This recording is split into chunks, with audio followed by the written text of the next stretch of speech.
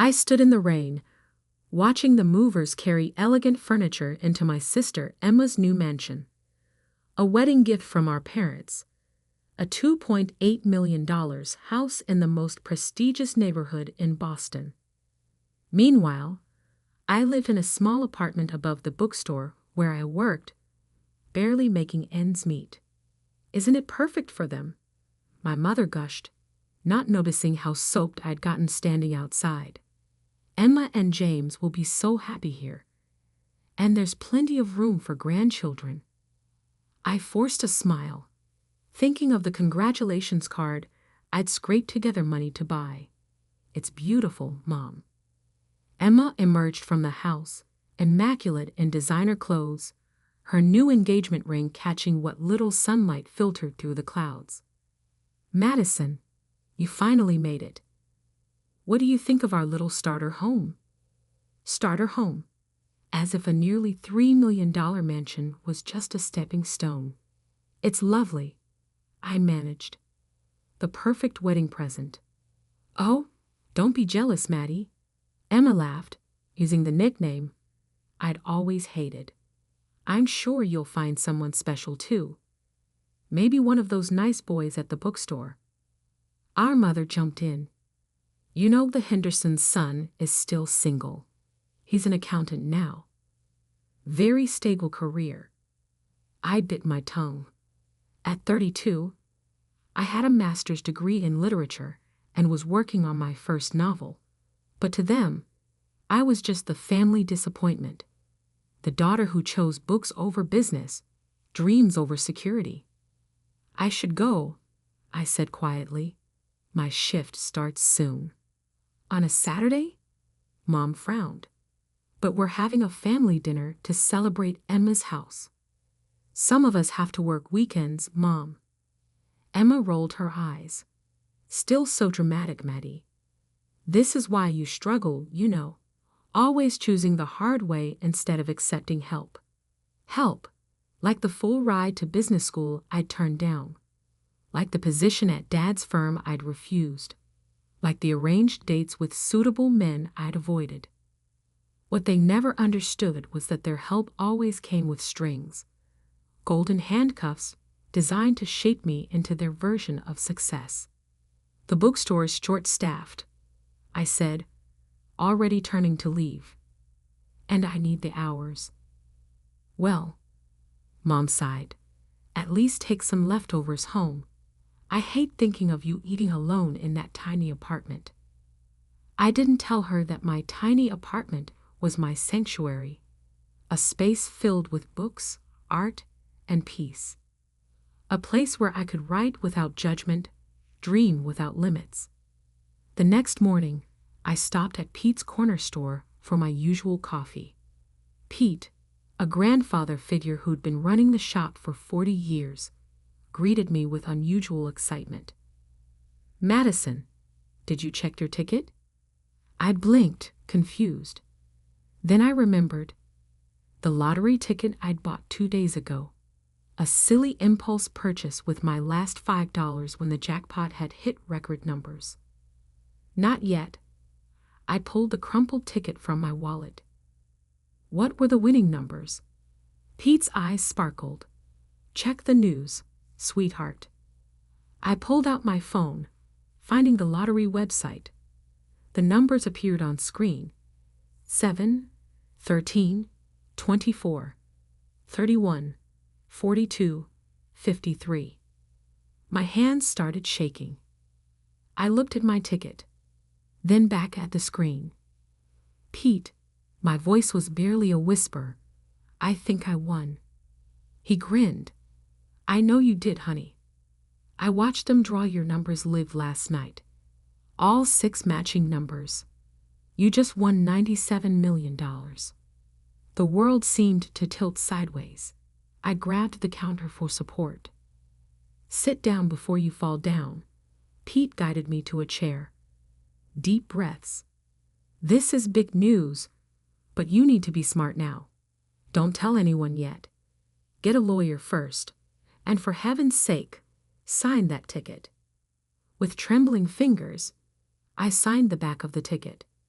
Pete locked it in his safe, made me drink some water, and called his daughter, a respected financial attorney. "Caroline will meet you in an hour," he said. "She'll help you do this right." I nodded, still dazed. "Pete, my family." He squeezed my shoulder. "We'll find out soon enough.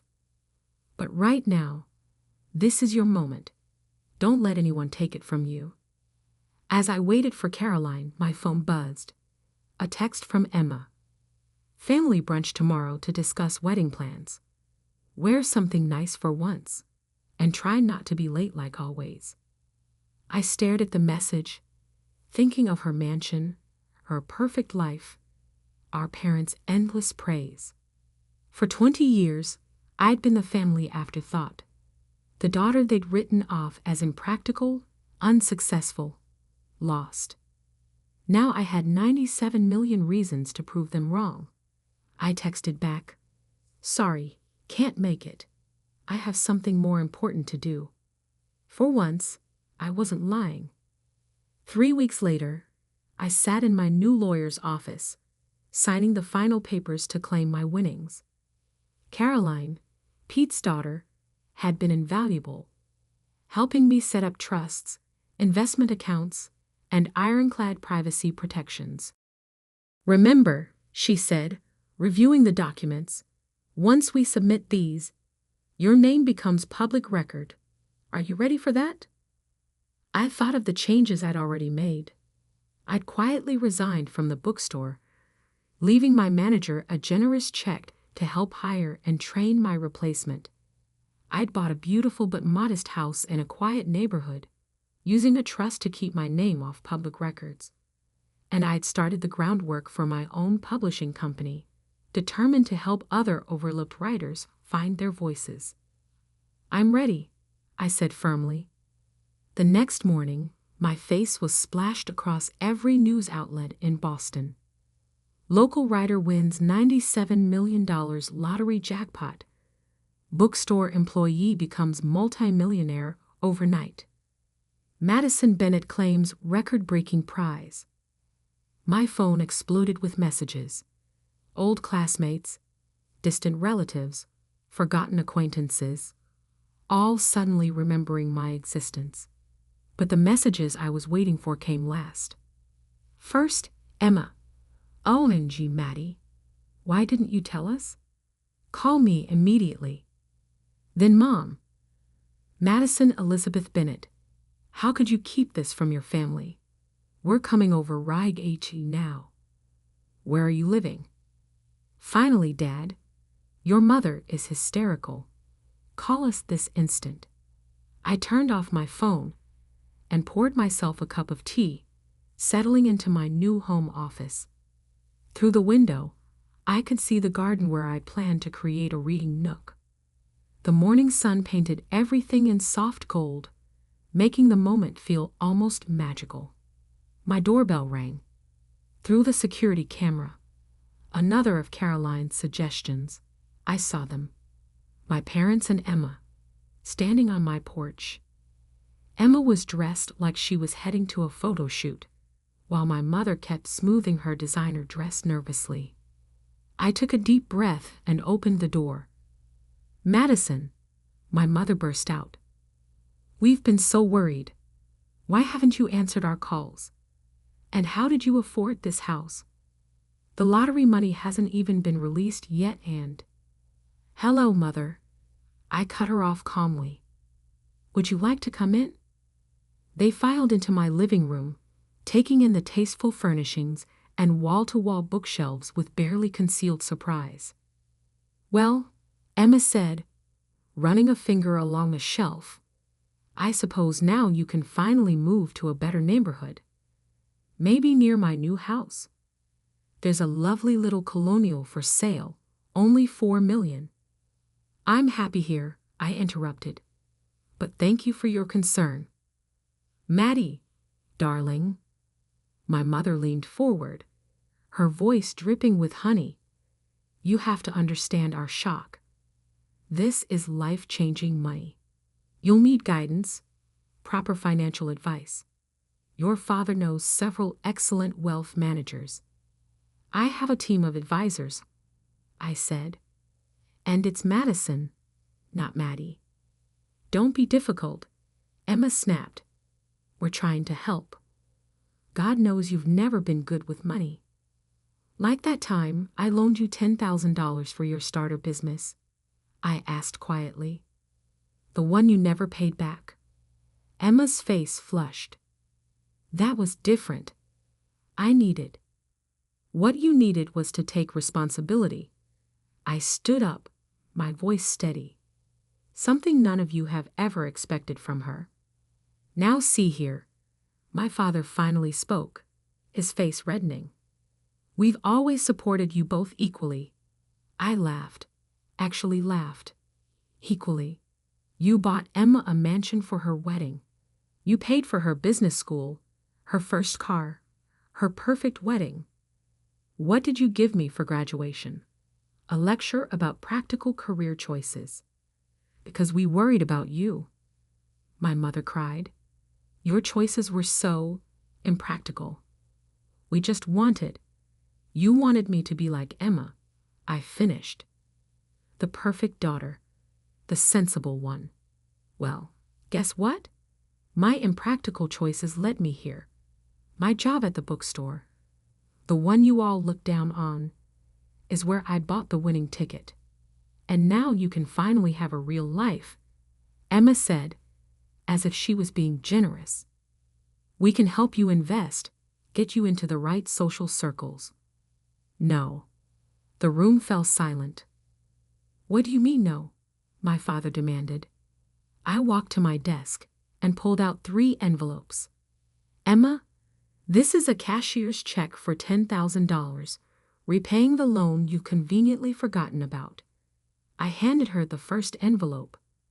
Mom, Dad, this is a check for $15,000, the total of every gift, every payment, every contribution you've ever made to my life. I've kept careful records. They stared at the envelopes, speechless.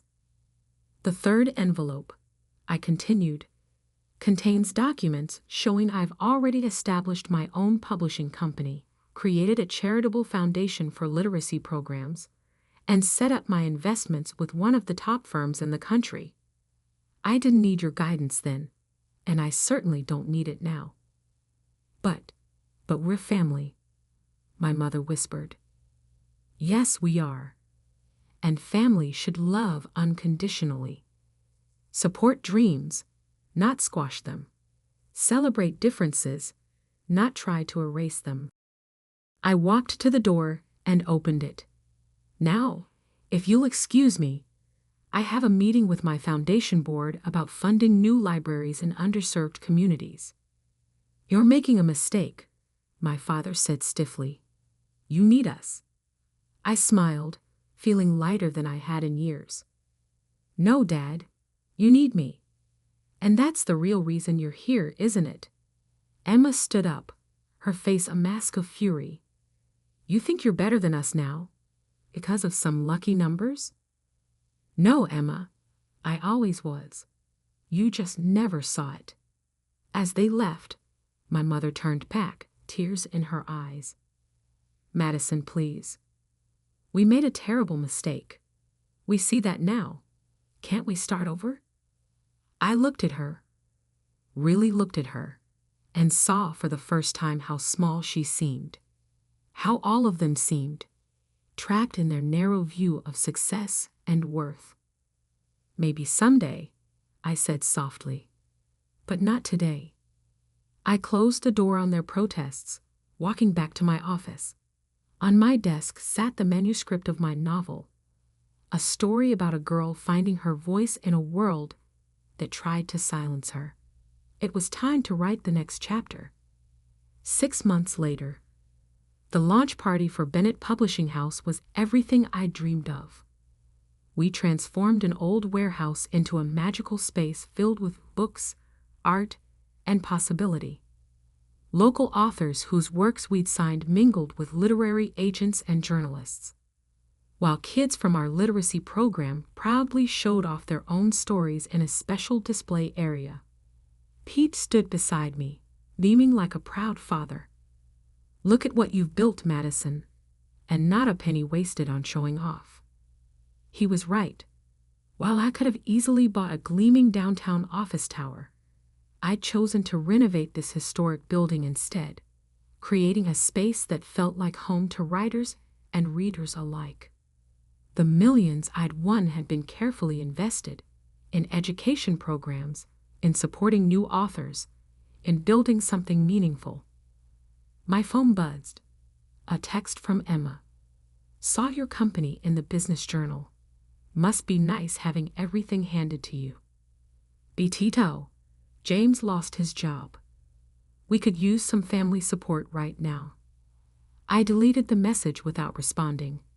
Over the past months, they tried everything. Guilt, manipulation, fake kindness, and finally, outright demands. Emma's starter mansion was apparently too small now. Mom and Dad's country club membership needed renewal. James's failed investments needed covering. I'd ignored them all. Miss Bennett? A young girl tugged at my sleeve. She was one of our literacy program students, clutching a notebook. Will you read my story? Of course, Sophie. I led her to a quiet corner, sitting down at her level. What's it about? A girl who finds a magic pen, she said shyly. Everything she writes comes true, but she has to figure out what's really important to write about. I smiled, thinking how wisdom sometimes comes from the most unexpected places. Madison. I looked up. My mother stood there, looking uncomfortable in the casual atmosphere. She'd lost some of her polished perfection. The past months had been hard on them, I knew. Dad's firm had lost several major clients. Emma's perfect marriage was showing cracks, and their social circle had begun to shrink as their resources dwindled. Mom, this is a private event. I know. I had to talk to you. She glanced at Sophie. Alone? I turned to Sophie. Why don't you show your story to Miss Sarah? She's our children's book editor. After Sophie scampered off, I faced my mother. Well, your father's company is failing, she said bluntly. Emma's house is being foreclosed. Everything's falling apart, and you're here playing with children's stories. I stood up, anger flaring. Playing? Look around, Mom. Really look. See those kids. They're learning to love reading, to believe in their own voices. See those authors? They're getting chances they never had before. I'm not playing. I'm building something real. But your family has never respected my choices. I cut in. Even now, you're not here because you care about what I've built. You're here because you need money. She flinched. We're still your family. Are you? I walked her over to our wall of success stories. Photos of children reading, authors signing their first contracts, community programs making real change. Family celebrates each other's victories. Family supports each other's dreams. When was the last time you asked about my novel? My goals? My happiness? I don't know. Exactly.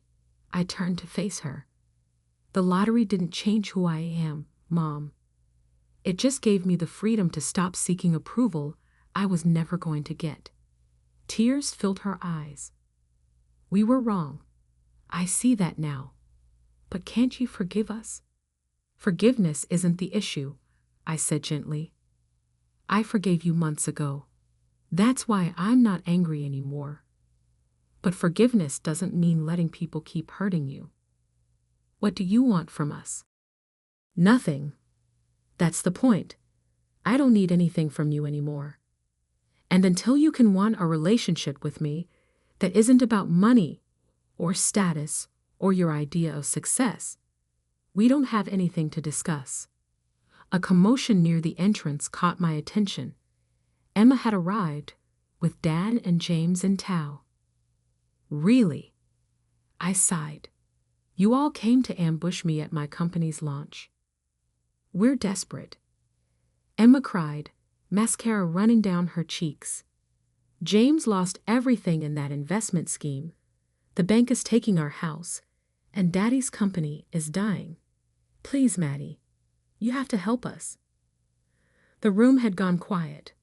Our guests tried to pretend they weren't watching the drama unfold. I looked at my family. Really looked at them. Dad, gray and deflated without his usual power. Emma, designer clothes now slightly worn, desperate for a bailout.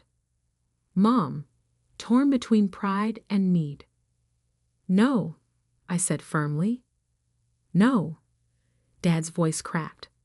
I'll make you all a different offer instead. I pulled out my phone, pulling up some photos. This is Carter Financial Services. They're looking for experienced advisors with community connections. Dad, they've agreed to interview you for a senior position.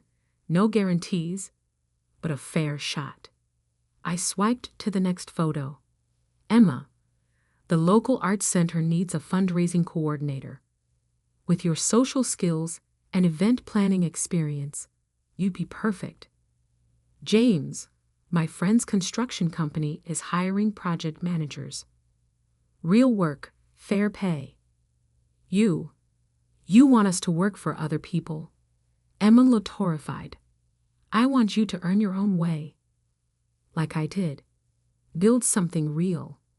Find out who you are without the fancy titles and borrowed money.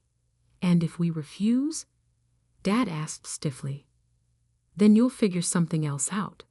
But you won't get a dime from me to maintain the lifestyle that made us all so unhappy. Mom stepped forward, surprising me. The Arts Center, they really think Emma would be good at fundraising? Yes, because she is good at it. When she's actually trying, not just playing the perfect daughter. Emma wiped her eyes, smearing expensive mascara. I don't know how to be anything else. Yes, you do. I took her hand, the first time we touched in months. You're smart, capable, and determined. Use those qualities for something meaningful instead of just appearances. Dad cleared his throat. The position, at Carter Financial. When's the interview? Tomorrow at 10. Don't wear your Rolex. Show them your experience, not your ego. One by one, they nodded, not happy, not grateful, but perhaps thoughtful. As they left, Mom turned back. Your company, it's really amazing, Madison. I'm sorry we never saw. I know, I said softly. Maybe someday you'll see me too. After they were gone, Pete appeared at my side. You okay, kiddo? I looked around at my publishing house, at the dreams being born, the stories being told, the lives being changed. You know what, Pete? I really am. Sophie came running back, waving her notebook. Ms. Bennett, Ms. Sarah loved my story. She said maybe someday it could be a real book. I knelt down beside her. Want to know a secret, Sophie? Every real book starts with someone brave enough to tell their story. Like you. Like all of us. Later that night, I sat in my garden reading nook, working on my novel. My phone buzzed with a text from Emma. I have an interview at the Arts Center tomorrow. Any advice? I smiled, typing back, be yourself, your real self. The lottery hadn't just given me millions. It had given me the chance to show my family and myself what real wealth looked like. Not the money in my bank account, but the courage to finally be exactly who I was meant to be. And that was worth more than any number could measure.